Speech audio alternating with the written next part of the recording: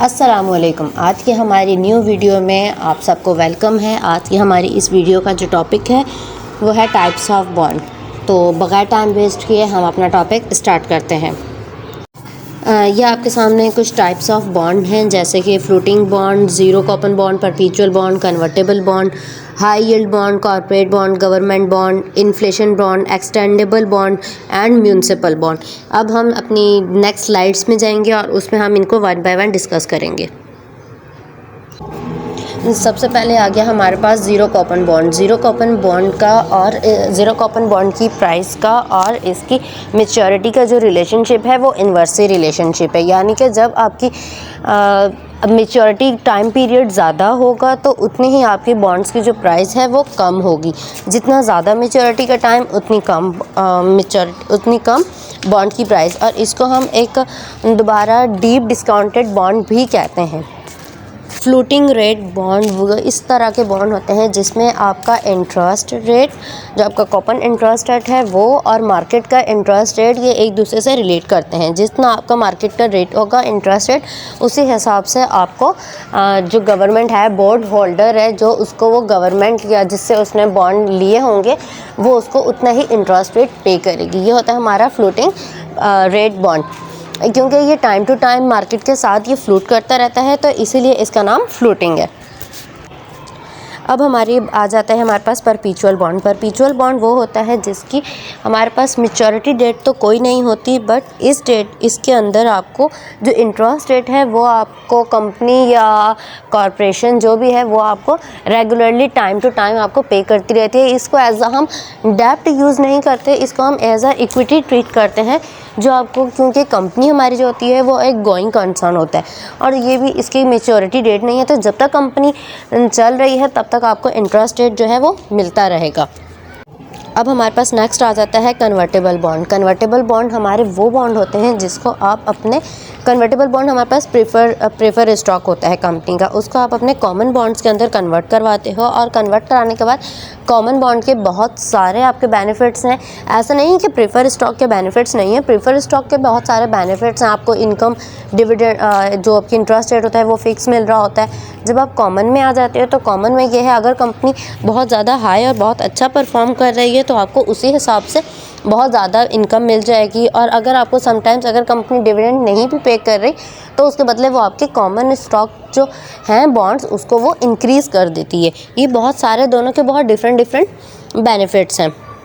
High yield bond जो होते हैं ये बहुत ज़्यादा रिस्की बॉन्ड होते हैं। इसके अंदर आपको इंटरेस्ट रेट जो है वो मतलब बहुत ज़्यादा मिल रहा होता है और आपकी जो प्रिंसिपल अमाउंट है वो भी मैच्योरिटी पे मिलने के कोई चांसेस नहीं होते, कोई इसका कंफर्म नहीं है कि आपको आपके मैच्योरिटी के ऊपर ये मिलेगा ही मिलेगा। ये हाई क्रेडिट रेटिंग बॉन्ड्स होते हैं, जो कि इन्वेस्टर्स जो कि बहुत ज़्यादा रिस्क टेकर्स लोग होते हैं ना, ये वो लोग इन बॉन्ड्स को बाय करते हैं। अब आ गया हमारे पास कॉर्पोरेट बॉन्ड। कॉर्पोरेट बॉन्ड भी बहुत ज़्यादा रिस्की बॉन्ड होते हैं, क्योंकि ये आपकी जो कंपनीज़ होती हैं आपकी कंट्री के अंदर, वो कंपनीज़ ये आपको इशू कर रही होती हैं। और कंपनी है ये आई कैन अंडरस्टैंड, और आप सबको पता है कि जो कंपनी होती है वो गोइंग कंसर्न है, ठीक है, बट कंपनी समटाइम्स अपने ऊपर लोन्स वगैरह ज़्यादा ले लेती है, तो इसका रिस्क इस वजह से ज़्यादा है कि कंपनी बैंकरप्ट ना हो जाए।